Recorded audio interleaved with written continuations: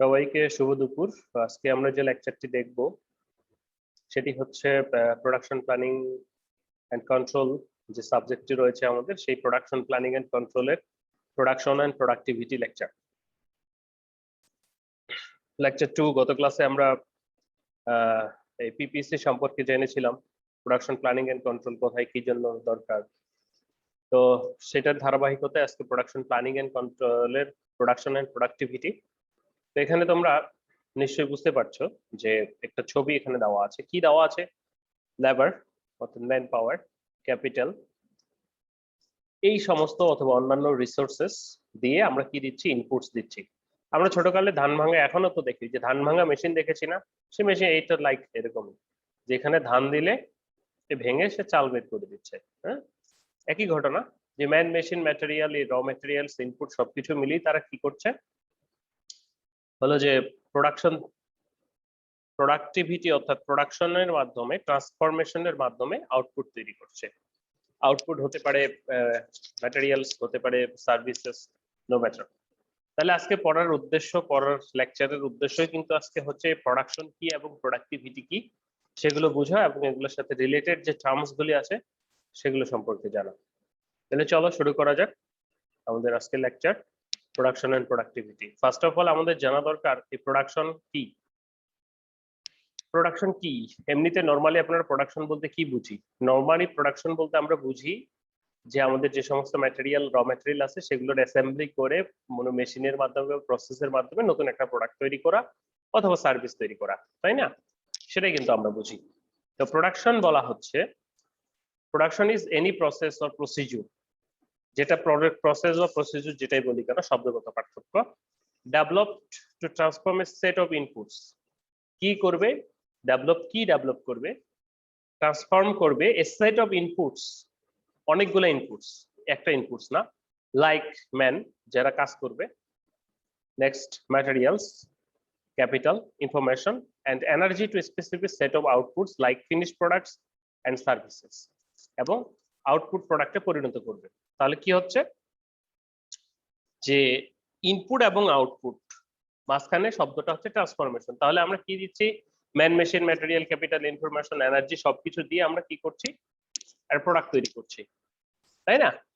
তাহলে প্রোডাকশন প্রসেসটাই হচ্ছে বা প্রোডাকশনটাই হচ্ছে যে আমাদের এই যে ইনপুটস গুলা দিয়ে, সেট অফ ইনপুটস গুলোকে ট্রান্সফর্ম করে আউটপুটে পরিণত করা। সেটা হতে পারে প্রোডাক্ট, হতে পারে service, etcetera. So in proper quantity and quality, thus achieving the objectives of enterprise. And the essence of the production is creation of goods and services, maybe the transformation of raw material by assembly of so many parts. So production everyday life can be factories, office, hospital, etc. সবগুলোই কিন্তু production আমরা বলতে পারি। কেন? কারণ প্রত্যেকটা একটা enterprise বা প্রত্যেকটা একটা প্রতিষ্ঠানের আন্ডারে রয়েছে, তাই না? তাহলে এটা প্রতিষ্ঠানের আন্ডারে থাকলে প্রত্যেকটার ক্ষেত্রে আমরা কি করছি? আমরা ইনপুট গুলাকে আউটপুটে পরিণত করছি, তাই না? ওকে, যেমন একটা টেক্সটাইল ফ্যাক্টরিতে আমরা ইয়ার্ন, সুতা, তুলা নিয়ে আসি, তুলা থেকে সুতা তৈরি করি, সুতা থেকে ফেব্রিক, ক্রমান্বয়ে ফিনিশ প্রোডাক্ট হয়ে বেরিয়ে আসে কি? তুলা। বেরোয় কি? Finish product. তাহলে এর ভিতরে কি ইনপুট হিসেবে আসছে? কি কি? তুলা আসছে, তুলা র মেটেরিয়াল, মানুষ ছিল, মেশিন ছিল, ক্যাপিটাল ছিল, টাকা পয়সা, ইনফরমেশন ছিল, এনার্জি ছিল। তাহলে সবগুলো কি একটা সেট না? সেট অফ ইনপুটস না? সবগুলা ইনপুটস একসাথে দেওয়ার পর কি বেরোচ্ছে? ফিনিশ প্রোডাক্ট, কাপড় বেরোচ্ছে, অথবা টি শার্ট বা আমরা যেটা তৈরি করি ফিনিশ গার্মেন্টস বেরোচ্ছে, ইজন্ট ইট? সো প্রোডাকশন হচ্ছে ইনপুটস গুলোর অ্যাসেম্বলি করে ট্রান্সফরমেশনের মাধ্যমে আউটপুট তৈরি করা। It's very simple. এখানে ছবিতেও তাই বোঝা যাচ্ছে বা বলছে। তো চলো এখন একটু দেখে নেই বিভিন্ন প্রকার বিভিন্ন বিজ্ঞানীরা কি বলেছেন। এখানে দুজন বিজ্ঞানীর কথা বলা আছে, বেটস এন্ড পার্কিনসন, যিনি কিনা বলছেন production is the organized activity of transforming resources into finished products in the form of goods and services. কি? production is the organized activity, অর্থাৎ এলোমেলো অ্যাক্টিভিটি না। এলোমেলো অ্যাক্টিভিটি কি বলতে বোঝায়? এটা কোনো প্ল্যান নাই, এখন একটু ঘুরলাম, খাইলাম বা ইচ্ছা মতো বানাইলাম। বাট অর্গানাইজড অ্যাক্টিভিটিস গুলো কি? যেমন আগে স্কারিং করতে হবে, ব্লিচিং করতে হবে, দেন ডাইং করতে হবে, অথবা আগে নিটিং করতে হবে। This are the organised activities of a textile mill, আমরা যদি বলে থাকি। So the organised activity of transforming কি করছেন? Organise activity transforming resources into finished product in a form of goods and services. কি করছে? ট্রান্সফর্ম করছে রিসোর্সেস, কিসে ট্রান্সফর্ম করছে? ফিনিশড প্রোডাক্টসে। তো এই ফিনিশড প্রোডাক্টসটা কি হতে পারে? সেটা গুডস হতে পারে অথবা সার্ভিস হতে পারে। গুডস যেগুলো আমরা হাতে দেখতে পাই সেগুলো, আর যেগুলো সার্ভিস, যেমন একজন নার্সের সেবা, এটা তো সার্ভিস, এটা তো প্রোডাক্ট হতে পারে না, অর্থাৎ এটা তো আর হাতে ধরা যাবে না, তাই না? সো সেটা এনি কাইন্ডস অফ প্রোডাক্টস হতে পারে, গুডস অথবা সার্ভিস হতে পারে। So this objective of the production is satisfy the demand for the সাস ট্রান্সফরমেশন রিসোর্সেস। এই যে ট্রান্সফরমেশন করতেছি এর উদ্দেশ্যটা কি? কোন একটা ডিমান্ড আছে, ডিমান্ড ফুলফিল করা, না হলে তার ট্রান্সফরমেশন করতাম না, তাই না? যেমন রুটি থেকে বানাচ্ছি বা ইয়ার্ন থেকে, তুলা থেকে ফেব্রিক বানাচ্ছি, কেন বানাচ্ছি? এর একটা ডিমান্ড আছে, উদ্দেশ্য আছে, প্রয়োজন আছে, সেজন্যই কিন্তু বানাচ্ছি। So according to the demand অনুসারে বা স্যাটিসফাই, এমন যে জিনিসটা তৈরি করছি যেটা মানুষের ডিমান্ডকে স্যাটিসফাই করে, এরকম ট্রান্সফরমেশনকেই রিসোর্স বা র ম্যাটেরিয়াল থেকে এরকম ট্রান্সফরমেশনকেই আমরা বলতেছি production. According to the R.J. Hicks বলছেন কি, the production is any activity directed to the satisfaction of other people's wants through the exchange, and this definition makes clearly the economics and trade. Economics any বলছেন যে আমরা একটা জিনিস তৈরি করছি এবং বিনিময়ে আমরা কি পাচ্ছি? বেনিফিটেড হচ্ছে, যে অর্গানাইজেশনটা তৈরি করছে সে বেনিফিটেড হচ্ছে, যারা এর সাথে জড়িত তারাও বেনিফিটেড হচ্ছে, আবার যে জিনিসটা তৈরি করা হলো তাতে আরেকজনের যে ডিমান্ডসটা, যে ওয়ান্টসটা, সেটাও সার্ভ করছে। সো প্রোডাকশনের উদ্দেশ্যই হচ্ছে কি? কোন একটা জিনিস তৈরি করা। কেন তৈরি করবো? বিকজ অফ দ্যাম, তাদের ডিমান্ড আছে, এবং সেই প্রোডাক্টটা যখন আমরা তৈরি করছি সেই প্রোডাক্টটার অবশ্যই সেই ডিমান্ডটা ফুলফিল করার ক্ষমতা থাকতে হচ্ছে। So what is not production? কোনটি প্রোডাকশন নয়? বলা হচ্ছে the making or doing things which are not wanted or made just for the fun, and this does not qualify or as a production. মনে করো কোন একটা প্রোডাক্ট তুমি উৎপন্ন করতেই পারো, বাট সেটা যদি কোনো ডিমান্ড না থাকে দেন তুমি কিন্তু সেটাকে প্রোডাক্ট বলতে পারো না, কারণ উইদাউট ডিমান্ড এটা প্রোডাক্ট হতে পারে না। হ্যাঁ প্রোডাক্ট, কিন্তু সেটি মানে ভ্যালুলেস প্রোডাক্ট। মনে করো তুমি শুধু শুধু বানিয়ে রেখেছো, তো মনে করো ডাল রান্না করলা, সেই ডাল কেউ খেলো না, তাহলে সেই ডালের মাহাত্ম কোথায়? সে ডালের তো কোনো মাহাত্ম থাকলো না, তাই না? So this not in production. So যেটা ডিমান্ড আছে, যেটার উদ্দেশ্যই হচ্ছে ডিমান্ড ফুলফিল করা, এবং যাতে যে উৎপাদন করছে এবং যারা উৎপাদন করছে সবাই বেনিফিটেড হচ্ছে, এবং উদ্দেশ্য সার্ভ হচ্ছে, ডিমান্ড ফুলফিল হচ্ছে, this is non S a production. Okay, so production কি এবং কেন করা হচ্ছে, বা প্রোডাকশনের কোনটা প্রোডাকশন নয়, আমরা সংক্ষেপে বুঝতে পারলাম। সহজ কথায় যদি বলি যে ইনপুটস, র ম্যাটেরিয়াল যাই হোক না কেন, সবগুলোকে অ্যাকুমুলেট করে একটা প্রসেসের মাধ্যমে নতুন একটা প্রোডাক্ট তৈরি করার যে প্রক্রিয়া, সেটিকে প্রোডাকশন বলে। এটি কেন প্রোডাকশন করা হচ্ছে? তৈরি করা হচ্ছে ডিমান্ড ফুলফিল করার জন্য, যাতে করে যার জন্য তৈরি করা হচ্ছে তারও ডিমান্ড ফুলফিল হচ্ছে এবং যারা তৈরি করছে তারা উপকৃত হচ্ছে। So this of the full whole terms are known as a production. Done.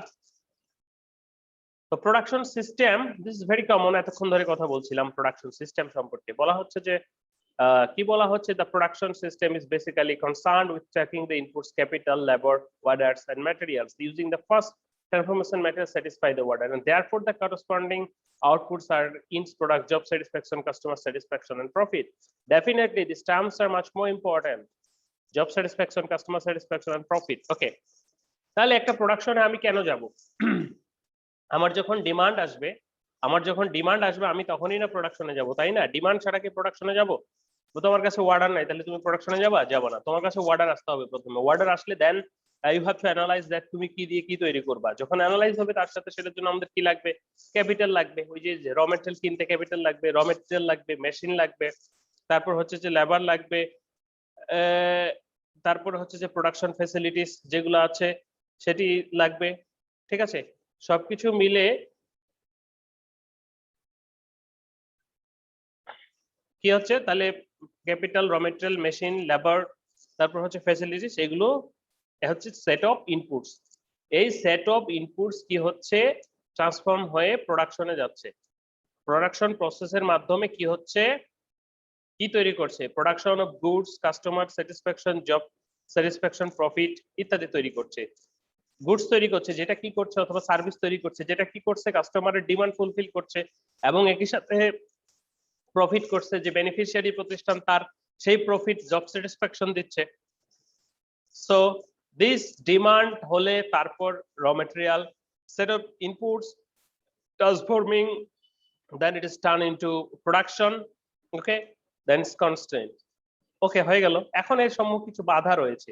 এই বাধাগুলি কি কি? যেমন রিসোর্স অ্যাভেলেবিলিটি, অনেক সময় না থাকতে পারে, delivery times of the production, management policy ইত্যাদি থাকতে পারে।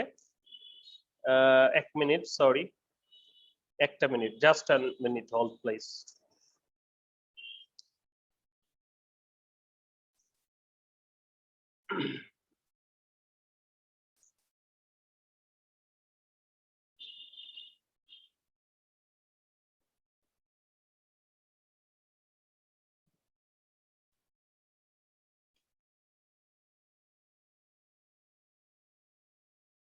Just an hold 1 minute. Okay, তাহলে আমরা যেখানে ছিলাম সেখানে চলে যাই।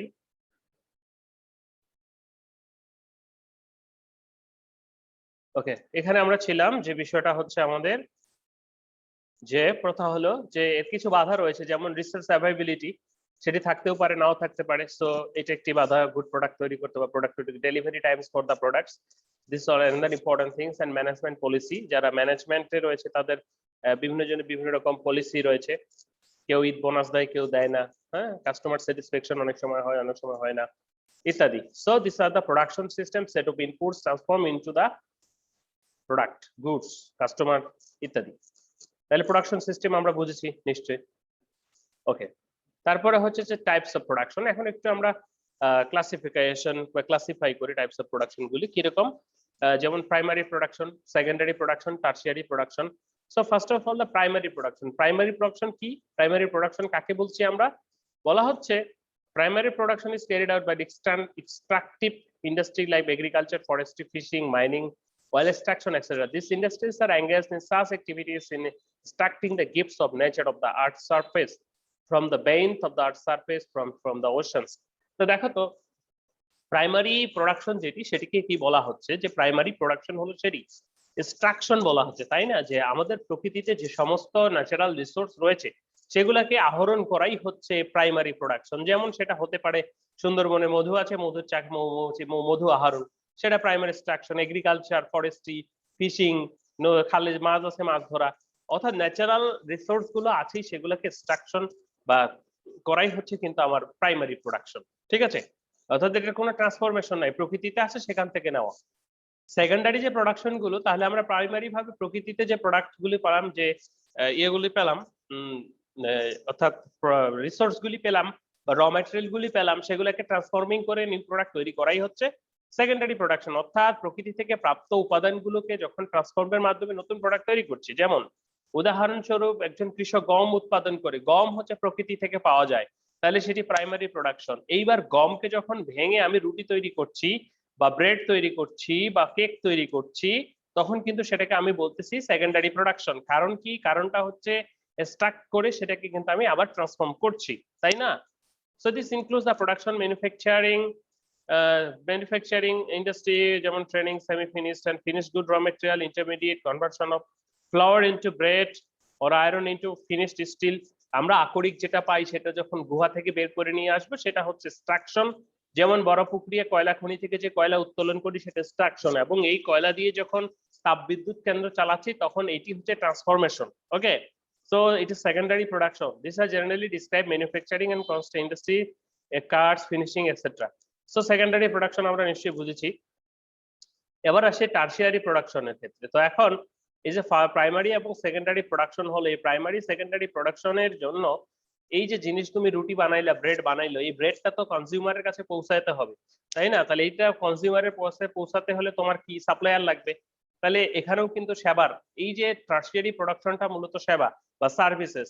বলা হচ্ছে industries are territory sector products produce all service which are enable them finished goods to be put hand into the customer. In fact, that the services are supplied to the farms and all types of industry directly to the consumer. Example, cover, distribute, trades, banking, insurance, transport, communicates, government service such as law, administration, etc. তুমি যে product তৈরি করলা বা তুমি যে গম উৎপাদন করলা, গম তো ফ্যাক্টরিতে আসতে হবে আগে, তারপরে না প্রোডাকশন হবে। গম ফ্যাক্টরিতে আসলে এখানে ট্রান্সপোর্টেশন থাকছে, গম ফ্যাক্টরিতে এসে ট্রান্সফরমেশনের মাধ্যমে ব্রেড হলো, ব্রেড এবার মানুষের কাছে যেতে হবে, এক জায়গায় থাকলে তো হবে না। সো এই সমস্ত ইস্যুগুলোর সাথে, অর্থাৎ এই ধরনের প্রোডাকশন গুলোর সাথে যারা মানে এই ধরনের প্রোডাকশন গুলোকে প্রাইমারি সেকেন্ডারিকে সাপোর্ট দিতে যে তার সে প্রোডাকশন সৃষ্টি হয় সেটি টারশিয়ারি প্রোডাকশন আমরা বলছি। এই ধরনের সার্ভিস গুলোকে আমরা টারশিয়ারি প্রোডাকশন বলছি। ওকে, সো আমরা তিনটি ভাগে ভাগ করলাম, primary, secondary and tertiary. Hope you are all clear. Secondly, on the basis of the category of industry, plant can be classified as, সেটিকে আমরা দুটি ভাগে ভাগ করতে পারি। একটি হচ্ছে যে কন্টিনিউয়াস প্রসেস ম্যানুফ্যাকচারিং, আর একটা হচ্ছে যে discrete process manufacturing. Continuous process ম্যানুফ্যাকচারিংটা কি এন্ড ডিসক্রিট ম্যানুফ্যাকচারিংটা কি? দেখেন নাম শুনেই কিন্তু বোঝা যাচ্ছে যে কন্টিনিউয়াস এন্ড ডিসক্রিট। ডিসক্রিট মানে হচ্ছে আলাদা ছোট ছোট ইয়ে করে, আর কন্টিনিউয়াস মানে চলমান, চলতেই আছে। সো এখানে ডিসক্রিট ম্যানুফ্যাকচারিং এর একটা ধারণা দেওয়া হয়েছে, যেটা পার্ট পার্ট করে, ব্যাচ ব্যাচ করে। আমরা ব্যাচ শব্দের অর্থ ভালো বুঝি। ব্যাচ ব্যাচ মানে কি? অল্প অল্প করে ডাইং করে, একসাথে না করা, তাই না? সো এখানে ডিসক্রিট ম্যানুফ্যাকচারিং যেটা কন্টিনিউয়াস নয়, কন্টিনিউয়াস মানে চলমান, সেটিকে আমরা তিনটি ভাগে ভাগ করছি, যেমন job shop, batch production and mass production.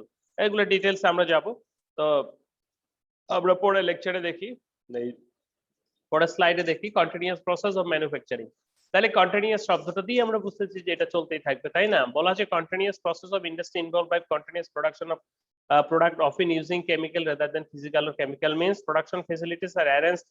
এত কথা নাই, কথা হচ্ছে কন্টিনিউয়াস প্রোডাকশন যেটা, সেটা কন্টিনিউয়াসলি প্রোডাক্ট উৎপন্ন হতেই থাকবে। যেমন ইলেকট্রিসিটি, কাপ্তাই জলবিদ্যুৎ কেন্দ্রের ইলেকট্রিসিটি ওই যে শুরু হয়েছে, এটা উৎপন্ন হতেই আছে, অর্থাৎ এটা বন্ধ হচ্ছে না। তো বিশেষ করে এই কন্টিনিউয়াস প্রোডাকশন গুলো সাধারণত ফিজিক্যালের থেকে কেমিক্যাল হয়ে থাকে। যেমন ইউরিয়া সার উৎপাদন, ইউরিয়া সার উৎপাদন কেমিক্যাল রিঅ্যাকশন। একবার ওই যে দুটো জিনিস যে সমস্ত জিনিসগুলো দিয়ে হচ্ছে একসাথে মিশাচ্ছে এবং ইউরিয়া সার উৎপন্ন হতেই হচ্ছে, ঠিক সেভাবেই যেমন fertiliser, sugar, chemical, power generation, this are the example of the continuous process manufacturing, অর্থাৎ যেটা কন্টিনিউয়াসলি চলতেই থাকছে। ঠিক আছে, সো কন্টিনিউয়াস প্রোডাকশনের কিছু ক্যারেক্টারিস্টিক্স আছে, যেমন কি যে dedicated plant and equipment with zero flexibility. আমি যেটাতে কন্টিনিউয়াস প্রোডাকশনে যাব সেটা তো সবসময় কোনো ফ্লেক্সিবিলিটি পাচ্ছে না। অর্থাৎ ফ্লেক্সিবিলিটি কি? যে এখন একটু কাজ করবো না, বসে থাকবো, এই ধরনের প্ল্যান্টের তো এই ধরনের কোনো সুযোগ নেই। যে মেশিনটা আছে সেটার কোনো এনামুল মাইক্রোফোন, যে মেশিনটা রয়েছে সেই মেশিনটার কিন্তু এরকম কোনো সুযোগ নেই যে আমি বন্ধ হব। সো কন্টিনিউয়াস প্রোডাকশনের একটা উদাহরণ হচ্ছে বা একটা বৈশিষ্ট্য হচ্ছে দিস ইজ জিরো ফ্লেক্সিবিলিটি। ঠিক আছে, যে এটা জিরো, অর্থাৎ এখানে কোনো টলারেন্স নাই, ফ্লেক্সিবিলিটি নাই। And the plant should be dedicated. যে মেশিন দিয়ে উৎপাদন হচ্ছে, যে প্ল্যান্ট উৎপাদন হচ্ছে, সেটা ডেডিকেটেড বলতে বোঝাচ্ছে যে ভালো হতে হবে, স্ট্রং হতে হবে, না হলে তো এটা কন্টিনিউয়াসলি করতে পারবে না। আমরা বলি না ডেডিকেটেড না হলে এটা করা সম্ভব না। Material handling is fully automated and process flow predetermined sequence of operation. Component material cannot be readily identified with final product. Planning, scheduling should be in routine action. These are the simply characteristics of the continuous production. So continuous production সম্পর্কে আশা করি তোমাদের ধারণা জন্মেছে। অ্যাডভান্টেজটা কি? Continuous প্রোডাকশনের কিছু advantage এবং ডিসঅ্যাডভান্টেজও রয়েছে। অ্যাডভান্টেজ গুলো যদি আমরা কথা বলি, সেগুলো হচ্ছে যে হাজিরা শিটে আমার নাম আইডি পাচ্ছি না, কারণ আপনি এই সেকশনের না। আপনার নামের পাশে আইডি লিখে সাবমিট করেন আদার্স দিয়ে। আজকে হোয়াটসঅ্যাপে নক দিতে বলেছিলাম, আপনারা নক দেন নাই, তাহলে আমি কি করতে পারি? ওকে, অ্যাডভান্টেজেস যেটি হচ্ছে যে অ্যাডভান্টেজেস কি, এটার যে কন্টিনিউয়াস প্রোডাকশনের অ্যাডভান্টেজেসটা কি? ওই যে standardise of production process sequence. এই যে যেহেতু এই ক্ষেত্রে আমাদের একই ধরনের প্রোডাক্ট তৈরি হয়, তাহলে সেই একই ধরনের প্রোডাক্ট তৈরি হওয়ার ক্ষেত্রে কি স্ট্যান্ডার্ড একই সাইজ, একইভাবে প্রসেস চলছে এবং একই রকম, সেটি বলা যায় high rate of production with reduce cycle time. একই জিনিস যখন বারবার উৎপন্ন করবেন, একই কাজ যখন আপনি বারবার করবেন, তখন কিন্তু আপনার সেই কাজের সম্পর্কে ধারণা জন্মাবে এবং এটি কিন্তু রিডিউস সাইকেল টাইম রিডিউস করবে, যে ওয়েস্টেজ টাইম সেটা কিন্তু রিডিউস করবে। হায়ার রেট বাড়বে আপনার, তাই না? একই জিনিস বারবার হচ্ছে। সো একই একটা ফ্যাক্টরিতে একই জিনিস বারবার হচ্ছে, সবাই সবকিছু জানে একই রকম ভাবে হচ্ছে। Higher capacity utilisation due to the line balancing. Capacity utilization বাড়ানো যাবে। Manpower is not required for material handling as it is completely fully automatic. Person with limited skill can be used on the production line. এতটা লাগবে না, যেহেতু fully automatic। যেমন urea সার উৎপাদন করতে তাকে তো আর রিঅ্যাকশন করতে হচ্ছে না, তাকে ওই যে কেমিক্যালের বস্তা ঢেলে দিলেই হচ্ছে সঠিক পরিমাণে, তাহলে সেটাকে হচ্ছে, বা গ্যাসকে নাইট্রোজেন গ্যাসকে করলেই হচ্ছে। Unit cost of the lower due to the volume of the production. যে ইউনিট কস্ট সেটি কিন্তু মাস প্রোডাকশন, দেখেন একটা সহজ কথা, যে যত বেশি প্রোডাকশন হবে কস্ট তত কিন্তু তো কম হবে। মনে করেন 1 ঘন্টা একটা লোক 12টা শার্ট তৈরি করতে পারে, 1 ঘন্টা একটা লোক 5টা শার্ট তৈরি করতে পারে, তাহলে কি অবশ্যই 12টা শার্ট যেটা সেটার প্রোডাকশন কস্ট কম হবে। সো উৎপাদন যত বেশি হবে তত কস্ট কম হবে। আর যখন কন্টিনিউয়াস উৎপাদন হবে তখন তো উৎপাদন বেশি হবে ডিসক্রিটের থেকে। থেমে থেমে না তৈরি করে যদি কন্টিনিউয়াস করা হয়, কিন্তু এটারও কিছু ঝামেলা আছে যে অলমোস্ট জিরো ফ্লেক্সিবিলিটি। একবার প্ল্যান্ট বন্ধ হলে পুরো সবকিছু বন্ধ হয়ে থাকবে, যেটা কিন্তু গ্রেট লস ফেলে দিবে একটা এন্টারপ্রাইজকে। And high investment for setting flow lines, very high investment for setting flow lines, যেটাকে আমরা বলতেছি যে product flow lines. So product determination is limited. So in this case আমরা একই ধরনের প্রোডাক্ট কিন্তু তৈরি করতে পারছি না, তাই না? এখানেও কিন্তু মানে একই ধরনের প্রোডাক্ট তৈরি করতে হচ্ছে আমাদের। আমরা যে একটু ডাইভার্সিফিকেশনে যাব, আমরা যে একটু অন্য প্রোডাক্ট তৈরি করব, নতুন কিছু প্রোডাক্ট তৈরি করব, সেটা কিন্তু আমরা পারছি না। কারণ ওই যে ফ্যাক্টরিতে ইউরিয়া সার উৎপন্ন হচ্ছে সেখানে ইউরিয়া সারই উৎপন্ন করতে হচ্ছে, অন্য কিছু কিন্তু উৎপন্ন করা যাচ্ছে না। So this are the limitation of continuous প্রোডাকশনের ক্ষেত্রে আমরা যদি বলে থাকি। সেকেন্ডলি, জব শপ প্রোডাকশনের ক্ষেত্রে যদি আমরা বলি, জব শপ প্রোডাকশনটাকে কিন্তু আমরা এইভাবে ভাগ করতে পারি যে মনে করেন আপনার বাড়ির পাশে একটা টেইলর আছে, আপনি কি করছেন, একটা শার্ট সেলাই করতে গেছেন, আপনি গিয়ে কি করবেন, আপনার পছন্দ মতো কোথায় কতটুকু দরকার, কিভাবে রকম দরকার সেলাই করবেন। এটাকে আমরা জব শপ প্রোডাকশন বলছি, কারণ একটা ওয়ান লিমিটেড বা এরকম ছোট বলা হচ্ছে। এটার ক্যারেক্টারিস্টিক্স গুলা কি, very low volume production runs of many different products, অর্থাৎ আপনি কাস্টমাইজ করতে পারবেন, কাস্টমাইজেশনের সুবিধা রয়েছে আপনার, ঠিক আছে। এবং ল ভলিউম প্রোডাকশন, প্রোডাকশন রেট খুবই কম, কারণ ওই আপনার যে মাপ সেই মেপে মেপে দর্জি সারাদিন একটাই তৈরি করে। তারপরে কি বলা হচ্ছে, ল লেভেল অফ স্ট্যান্ডার্ডাইজেশন, এখানে কোনো স্ট্যান্ডার্ড সাইজ নাই বা এই ধরনের কোনো কিছু নাই। Highly flexible production capability required, যে ফ্লেক্সিবিলিটি আছে, ওই যে বললাম কাস্টমাইজ করতে পারবেন। Highly skilled worker is required, skilled worker দরকার হবে। Job shop normally operate make to order, engineer to order, inventory etcetera. এটা হচ্ছে যেমন আপনি একটা শার্ট তৈরি করছেন, এটা হচ্ছে জব শপ প্রোডাকশন। এরপরে আসি ব্যাচ প্রোডাকশন। এখন ব্যাচ প্রোডাকশন আরেকটু বড়। মনে করেন আপনার এলাকার ফুটবল টিমের খেলা হবে, 12-24টা আপনি জার্সি বানাবেন, বা 12টা আপনি জার্সি বানাবেন, বা 20টাই বানাবেন একটা টিমের জন্য। তাহলে আপনি কি করতেছেন, সেই ব্যাচ প্রোডাকশনের জন্য আপনি আপনার টেইলরের কাছে গেলেন, তখন কিন্তু আপনি কি করছেন, একটা স্ট্যান্ডার্ড সাইজ মেনটেন করতেছেন, ঠিক আছে, যে সবার এত মাপ নিয়ে তো বানানো সম্ভব না। তাহলে আমি তখন কি করছি, একটা স্ট্যান্ডার্ড সাইজ মেনটেন করছি। তাহলে স্ট্যান্ডার্ড সাইজ যখন মেনটেন করছি, তখন এইখানে ব্যাচ প্রোডাকশনের ক্ষেত্রে অনেকগুলো প্রোডাকশন হবে, ব্যাচ ওয়াইজ প্রোডাকশন হবে এবং স্ট্যান্ডার্ডাইজ করা হবে। তো এরও কিছু বৈশিষ্ট্য রয়েছে, যেমন medium volume production runs a medium range of products defined as the production product small batches or large series of operation। দেখেন প্রথমে ইন্ডিভিজুয়াল যখন আপনি শার্ট বানাচ্ছেন, সেটা যত রকম ইচ্ছা আপনি বানাইতে পারেন, বাট যখন আপনি ব্যাচ প্রোডাকশনে আসতেছেন, আপনার প্রোডাক্টের ভ্যারাইটি কিন্তু কমে যাচ্ছে, বাট অ্যামাউন্ট বাড়তেছে, ঠিক আছে। So operation being carried out in the whole batch subsequent batching however offers economic terms and emerging up cost, একটু কস্ট কমবে কারণ অনেকগুলা উৎপাদন করছেন, ঠিক আছে। Production system must be reasonable, flexible, need general purpose equipment to the according ভেরিং customer okay demand. So আমরা job shop দেখলাম, তাহলে সিঙ্গেল ব্যাচ প্রোডাকশনের ক্ষেত্রে আমরা দেখলাম যে স্মল লার্জ স্কেল মোটামুটি মানে একটু ব্যাচ করে ওয়াইজ একটু গুচ্ছ আকারে একটু বড় প্রোডাকশন তার থেকে। এরপরে যদি আমরা বলি যে মাস প্রোডাকশন, তাহলে মাস শব্দ দিয়ে আমরা বুঝতেই পারছি যে এটা আরো বেশি mass production. So large volume of production runs with very less variety, অর্থাৎ ভেরি লেস ভ্যারাইটি, অর্থাৎ ভ্যারাইটি কম। মনে করেন আপনার ফ্যাক্টরি মোজা উৎপাদন করে, খালি মোজাই উৎপাদন করছে, তো অনেক এই লাইক, অর্থাৎ মাস প্রোডাকশনের ক্ষেত্রে ভলিউমটা বেশি হয়। Planning is easy but control is complex. দেখেন যে লার্জ ভলিউম একই ধরনের প্রোডাক্টের ক্ষেত্রে যখন আপনি মাস প্রোডাকশনে যাবেন, তখন প্ল্যানিংটা আপনার ইজি হয় যে কোনটাতে। আর মনে করেন আপনার একটা বায়ারের 90,000 বা 90 লাখ পিস অর্ডার আসছে শার্ট, তাহলে আপনার কি হবে, ফ্লোরে একই ধরনের জিনিসপত্র চলবে, খেলে এই ক্ষেত্রে আপনার প্ল্যানিং করাটা সহজ হবে। কিন্তু আপনার প্রত্যেকটার কন্ট্রোলিং মানে কন্ট্রোল করাটা একটু ডিফিকাল্ট হয়ে যাবে।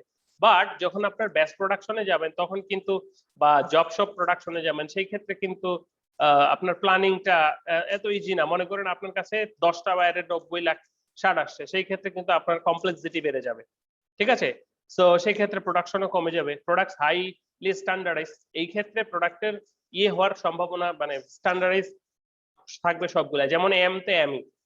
এর আপনি কি কাস্টমাইজ করতে পারবেন যে আমার এখানে একটু কম বেশি করে? আপনি কিন্তু কাস্টমাইজ করতে পারবেন না। একটা আদর্শ সাইজ মেনটেন করে প্রোডাকশন করা হয়। Stable demand for product and every little legend, very short medium term production facility consists highly specialized dedicated machine, ঠিক আছে, যেমন food production, automatic parts, bottle etcetera. অর্থাৎ লার্জ প্রোডাকশন, একই ধরনের ইউনিক প্রোডাক্ট কিন্তু লার্জ, যেমন পানির প্লান্ট পানি উৎপাদন করছে, মার্চ ভলিউম, ঠিক আছে। লাইক এখানে ছবি আছে দেখেন, প্রথমে ওয়ার্কশপে একটা তৈরি করা হচ্ছে। এখানে আমরা দেখতে পাচ্ছি একটা নাট বোল্ট বা একটা ওয়ার্কশপে ঠিক করা হচ্ছে। নেক্সটটা হচ্ছে যে আমরা কি করছি, এটা হচ্ছে যে প্রোডাকশন, ওই যে জব শপ প্রোডাকশন। সেকেন্ডলি যেটা ডাইং ফ্যাক্টরির ছবি দেখতে পাচ্ছেন, সেখানে আমরা দেখতেছি কি যে ব্যাচ প্রোডাকশন, অর্থাৎ করে ডাইং করা হচ্ছে, ব্যাচ ব্যাচ করে, কেজি কেজি, যেমন 500 কেজি 300 কেজি এরকম করে ডাইং করা হচ্ছে। পরে আমরা দেখতেছি যে মাস প্রোডাকশন। মাস প্রোডাকশনের ক্ষেত্রে দেখেন বোতল, কোকা-কোলা একসাথে উৎপন্ন হচ্ছে অনেকগুলা, সেটা সবগুলো কিন্তু ইউনিফর্ম একই রকম। অর্থাৎ এখানে বোতলের ক্ষেত্রে কিন্তু মানে যখন ছোট বোতল তখন ছোট, যখন বড় এখানে একই রকম প্রোডাক্ট, ঠিক আছে। এবং ফাইনালি যেটা ডিতে আমরা দেখতে পাচ্ছি সেটা হচ্ছে যে কন্টিনিউয়াস প্রসেসের উদাহরণ। সো আমরা যদি প্রথমে এখানে আমাদের উদাহরণগুলো রয়েছে, যেমন job shop, machine, stop, tailoring, batch প্রোডাকশনের ক্ষেত্রে automobile, electronics equipments, garments product etcetera. Mass প্রোডাকশনের ক্ষেত্রে যদি আমরা দেখি food items, consumer goods etcetera. তো আশা করি আপনারা 3 প্রকার যে ভাগগুলো, অর্থাৎ কন্টিনিউয়াস এবং এগুলো বুঝতে পেরেছেন। এখন আমরা একটু চলে যাব এটার মধ্যে পার্থক্য যদি আমরা করি 3টার ক্ষেত্রে, জব শপ, ব্যাচ, মাস এবং কন্টিনিউয়াস। অর্থাৎ এতক্ষণ ধরে যা পড়ে আসলাম সেগুলো একটু যদি সামারাইজ করি, তাহলে ডিসক্রিপশনে যদি আমরা প্রথমে দেখি যে কাস্টমাইজ গুডস অর সার্ভিসেস, আমাদের গুডস অথবা সার্ভিস গুলো কাস্টমাইজ করা যায় জব শপে, তাই না? আমরা আমাদের ইচ্ছা মতো semi standardise or goods or services, মনে করেন ব্যাচ হলে এখানে সেমি স্ট্যান্ডার্ডাইজ করা যায়, বা এখানে একটু কাস্টমাইজ করা যায়, বা মাসের ক্ষেত্রে কিন্তু করা যায় না, সবগুলো একই রকম। আর কন্টিনিউয়াস এর ক্ষেত্রে হাইলি স্ট্যান্ডার্ডাইজ, এখানে তো যাবেই না, এখানে তাও এম এল এস থাকতে পারে, এখানে কোনো কিছু থাকছে না, ঠিক আছে, একই ধরনের প্রোডাক্ট। অ্যাডভান্টেজটা কি? Wide variety of work flexibility. এখানে যত বেশি কাজ, যত বেশি আইটেম বেশি, নাম্বার বেশি হবে, ফ্লেক্সিবিলিটি তত বেশি হবে, ইজন্ট ইট? সো ব্যাচের ক্ষেত্রে একটু ফ্লেক্সিবিলিটি আছে এটার থেকে, অর্থাৎ যত আইটেম নাম্বার কম হবে ফ্লেক্সিবিলিটি বাড়বে, কমপ্লেক্সিটি মানে কমবে, কমবে না। So low unit cost, high volume, efficiency, simple planning. মাসের ক্ষেত্রে এগুলোর ক্ষেত্রে ইউনিট কস্ট কিন্তু সবচেয়ে বেশি প্রথমটা, দ্বিতীয়টার একটু কম, তৃতীয়টা আরো কম। মাস অর্থাৎ বেশি উৎপাদন করলে খরচ কম হবে, খুবই সহজ কথা, ঠিক আছে। এরপরে যদি আমরা বলি যে কি রয়েছে, যে আমাদের কন্টিনিউয়াস এর ক্ষেত্রে, কন্টিনিউয়াস কি বলছে যে ভেরি ইফিসিয়েন্ট, হাই ভলিউম, আরো কম। ডিসঅ্যাডভান্টেজও রয়েছে কিছু, যেমন জব শপের ক্ষেত্রে স্লো, একটাই দিন চলে যায়, high cost per unit, complex planning, moderate cost. অর্থাৎ একটার ক্ষেত্রে যেটা সুবিধা আরেকটার ক্ষেত্রে সেটা অসুবিধায় পরিণত হচ্ছে। Low flexibility, high cost, rigid lag. অর্থাৎ তুমি এরকম ভাবে চিন্তা করো যে আমি যদি একসাথে অনেকগুলা করি আর একটা প্রোডাকশন করি, বা অল্প কয়েকটা প্রোডাকশন করি, সেই ক্ষেত্রে কি সুবিধা বা অসুবিধাগুলো আসতে পারে। ওকে, এখন একটু আলোচনা করা দরকার ফ্যাক্টরস অফ প্রোডাকশন, অর্থাৎ যেগুলোর উপর বেস করে এই প্রোডাকশন গুলো হয় সেটাকে আমরা ফ্যাক্টরস বলছি। বলা হচ্ছে production of A commodity or service, production of a commodity requires the use of certain resources or factors of production, since most of the resources necessary to carry out, তো সেগুলো একটু দেখি কি কি। Land, labour, capital, enterprise. Land বলতে কিন্তু ভূমি বোঝাচ্ছে না শুধু, ল্যান্ড বলতে সবগুলোই বোঝাচ্ছে, all types of natural resources. Labour বলতে হিউম্যান স্কিল এন্ড এফোর্ট কে বোঝাচ্ছে। Equipment and material capital. Capital বলতে নরমালি আমরা বুঝি টাকা পয়সা, তো কোনো কিছু কিনতে গেলেও তো আমাদের ইনভেস্টমেন্ট করতে হবে, হ্যাঁ। তারপর বলা হচ্ছে এন্টারপ্রাইজ, অর্গানাইজেশন। এন্টারপ্রাইজ অর্থাৎ এই অর্গানাইজেশন যারা এগুলোকে অ্যাকুমুলেট করে, অর্থাৎ একটা প্রোডাকশন কি হবে, সবগুলো র মেটেরিয়াল সবকিছু এখানে নিয়ে এসে সেটাকে অ্যাকুমুলেট করে নতুন প্রোডাক্ট তৈরি করতে হবে, তাই না? তাহলে কি থাকতেছে, ল্যান্ড, লেবার, ক্যাপিটাল সবগুলো অ্যাকুমুলেট করছে কে, এন্টারপ্রাইজ, এন্ড কনভার্ট করে উৎপন্ন করছে প্রোডাক্ট, এন্ড দেন সেগুলো মার্কেটে ছাড়া হচ্ছে। Okay, so this are the factors of production. তাহলে ল্যান্ড বলতে কি বোঝাচ্ছে, ল্যান্ড এন্ড ন্যাচারাল রিসোর্সেস, মূলত সয়েল, ইকোনমিক, ল্যান্ড। তো এখানে সকল প্রকার ন্যাচারাল রিসোর্স কে আমরা বুঝাবো, শুধুমাত্র পৃথিবীর যে সারফেসটাকে সেটাকে ল্যান্ড বলবো না, সেখানে mineral, soil, fertility, water, sea, land সবকিছুই। যেমন আমি মনে করো একটা পর্যটন কেন্দ্র দিব, মনে করো সি বিচের দিব, তাহলে আমার এখানে তো আগে সি বিচ থাকতে হবে, তারপরে না আমি সেখানে সেটা দিব বা চেয়ার টেবিল বসাবো। অথবা যদি বলি যে আমি একটা নৌকার ফ্যাক্টরি দিব, তাহলে আমার কি করতে হবে, যে এলাকায় পানি আছে, সুনামগঞ্জ, হাওর, বিল এলাকা, সেই এলাকার মানুষ নৌকায় চড়ে বেড়ায়, সেই এলাকায় গিয়ে ফ্যাক্টরি দিতে হবে, নাহলে কেউ কিনবে না। So land and natural resources analysis করার পর আমি একটা ডাইং ফ্যাক্টরি দিব, তো যেখানে আমি পানি অ্যাভেলেবল পাবো সেখান থেকেই তো দিব নাকি। মরুভূমির দেশে তো ডাইং ফ্যাক্টরি দেওয়া সম্ভব না, তারপরে বলা হচ্ছে যে লেবার, লেবার কি, যারা কাজ করবে তাদের সবাইকে, অর্থাৎ এই যে সবগুলো অপারেশনের সাথে জড়িত, Like land labor is a primary factor of production. The distinctive feature of the factor of production called labor, this is provide human services. মূলত যেটা বোঝায় ফিজিক্যাল ল্যাবও হতে পারে, সেটা মেন্টাল হতে পারে। অনেকে ফিজিক্যালি সার্ভিস দেয়, আবার অনেকে মেন্টালিও সার্ভিস দিয়ে থাকে। ঠিক আছে, সো যেটাকে আমরা লেবার বলছি, ল্যান্ড লেবার ক্যাপিটাল। ক্যাপিটালের ভিতরে আমরা যদি বলি যে থার্ড এজেন্ট এটি কি, যে labour and use to produce more goods, capital has therefore define as the capital. সহজ করে যদি বলি, আমাদের ইনভেস্টমেন্ট আছে, আমাদের প্লান্টের জন্য খরচ আছে, আমরা যখন র ম্যাটেরিয়াল কিনতে যাব সেখানে ইনভেস্টমেন্ট আছে, all types of which is are known as the capital. ঠিক আছে, এজেন্ট। ওকে, এন্টারপ্রাইজ এন্টারপ্রাইজ বা অর্গানাইজেশন, এই এন্টারপ্রাইজ বা অর্গানাইজেশনই কিন্তু আমার এই সমস্ত এজেন্ট গুলোকে, সমস্ত ইনপুট গুলোকে একত্রিত করবে। So organisation is a factor of production, refers and tasks of bringing land, labor and capital together. It involves the establishment of the coordination of the operation among these factors. The person change the organization, known as organizer and entrepreneur. So entrepreneur is the person who takes the charge. So ultimate enterprise কি করছে, সবগুলোকে accumulate করে প্রোডাকশনে যাচ্ছে। So these are the factors of production. Now the term is the productivity. Productivity বলতে কি বোঝায়? Productivity বলতে বোঝায় আমি কতটুকু উৎপাদন করতে পারলাম। যেমন আমার ডাইং ফ্যাক্টরির ক্যালকুলেটেড হিসাব হচ্ছে যে 30 টন ক্যাপাসিটি রয়েছে, আমার ডাইং উৎপাদন হচ্ছে 28 টন, তাহলে আমার প্রোডাক্টিভিটি কত? 28/30 যত পার্সেন্ট বা যতটুকু হবে ততটুকু, 30/30 হলে তো 100%ই হতো, তাই না? সো প্রোডাক্টিভিটিটা বলা হচ্ছে কি, যে productivity is the measure that gauges the efficiency of production process in transforming inputs such as raw material, labor, capital, etc. into the output finished goods.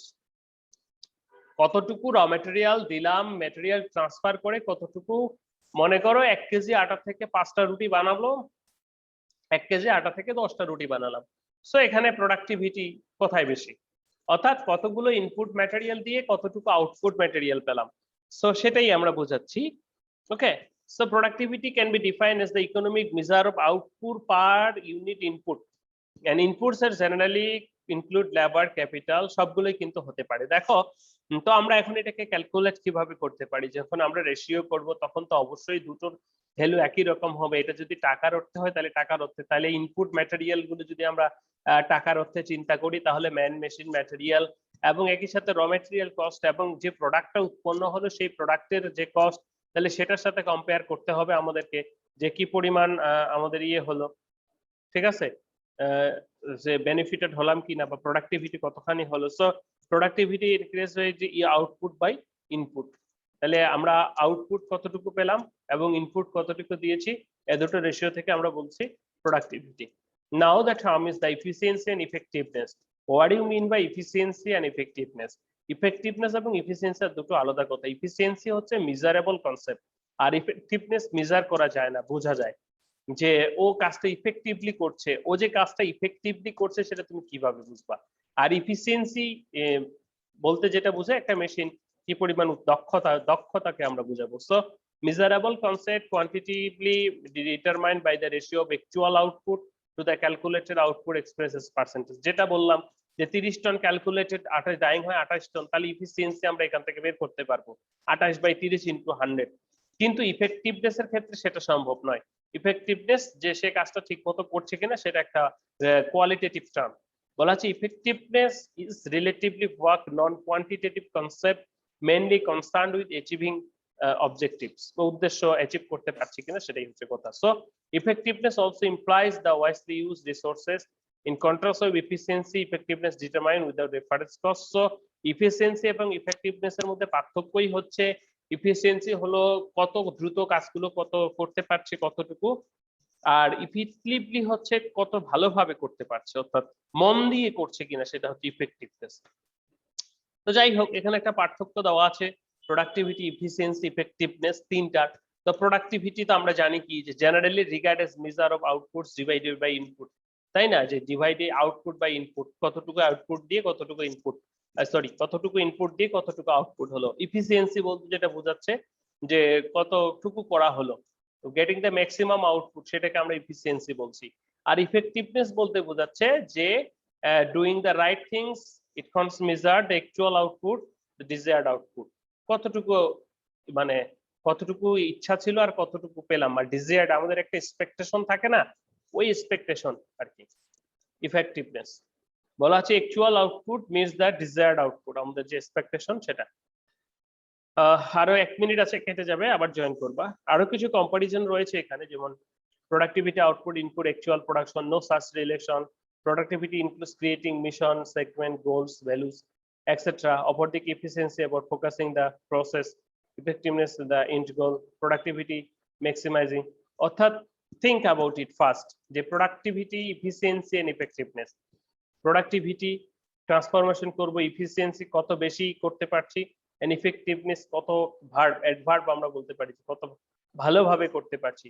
This কেটে যাবে, আবার একটু জয়েন করো। So here is example of, যেমন company manufacturing 10,000 digital watch তৈরি করে বা employing 50 people at hour 25 days, then productivity কি হবে? তাহলে কি বলা হচ্ছে? Output by input. আউটপুট কি? আউটপুট হচ্ছে 10,000